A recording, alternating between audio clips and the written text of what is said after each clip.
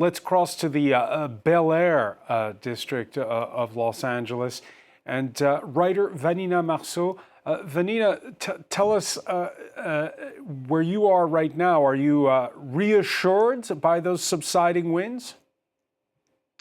To the extent that they've still kept a red flag alert in effect through tomorrow, Friday, I am somewhat reassured because they seem to have died down, but we're still not out of the woods. And where we are is about 5 miles from the evac zone of the Palisades Fire and 5 miles from the evac zone of the Sunset or Hollywood Hills Fire.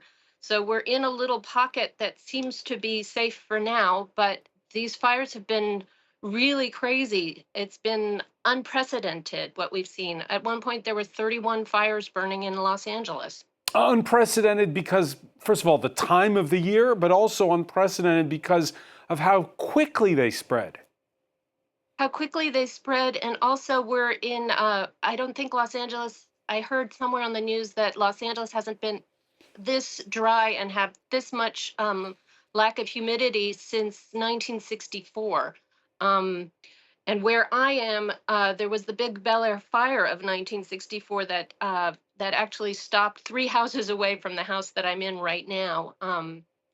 So we've got a terrible history of fires in LA. They've been increasing over the past few years. It always used to be August was when the Santa Anas, the famous hot, dry winds rolled in, causing fire season. And now fire season is year round. Year round. And what's the drill for someone like you who has not evacuated? What do you do? Well, I'm at my mother's house. My mother is elderly and lives with a caregiver, and we have 2 cats. So we have, like, I guess, like every international spy on a TV show, we have go bags with packed with medication and food and changes of clothing. And we have lists of stuff that we need to do if we need to evacuate. We have an app on our phones that rings if with the evac warnings. I'm getting them regularly, but not for our area. So that's what we do to prepare, but it's still kind of crazy because, getting all the papers together and then you have to turn off the power and the gas before you leave. It's kind of an overwhelming task if you have to do it, but we're as best prepared as we can be. And I presume the window's closed. I haven't heard anything specifically about that, but I'm assuming you're right. I mean, we haven't opened our windows because the air quality is so bad. You go outside and it smells like, it smells like smoke everywhere. And while the sky is still relatively blue, we have had some times when the wind blows and it looks orange overhead. And when it's not orange overhead, we also have the Sikorsky helicopters who pick up water at the reservoir 2 canyons over and then fly overhead west towards the Palisades Fire. So we're not going outside very much at all because of the air quality. Now, Vanina, you were saying to us how fire season used to be in the summertime. Now it's year round.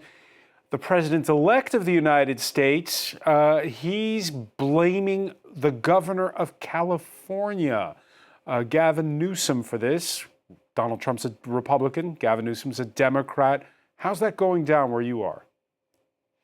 I mean, California, especially in Southern California, in my area, is a blue state. Is votes blue, so we're not Trump voters for the most part. And this seems like it seems like a partisan kind of blame game. My understanding is that despite a lot of reports on Twitter that the mayor diverted money away from the fire department to the police department, that's been debunked. And I think the problem we are having is that there's so many fires all at once. I don't think there was any way to necessarily prepare for them aside from taking climate change and global warming seriously. And one final question for you, Vanina. After the fire, and there will be an after the fire, what's the Is there talk of the way Los Angeles is built and the way Los Angeles is vulnerable to these fires? You know, there's a lot of talk about that, especially when you see the devastation from the overhead cameras. A lot of Pacific Palisades looks like a bombed out war zone. Um, there's also been a lot of talk on television about how we have to come together as a community, which I think is a commendable thought. But for the time being, I think we need to focus on taking care of the people who've had to evacuate, who've lost their homes. Wildlife and animals have been abandoned. There's that we need to fix the power grid. I know that some of the electric companies have turned off power in order to prevent fires. I think we need to really ameliorate those services. And I don't know if we've got the money to do it, but I hope California finds it. Vanina Marsot, best of luck to you in Bel-Air, in that neighborhood of Los Angeles. Thank you, Francois.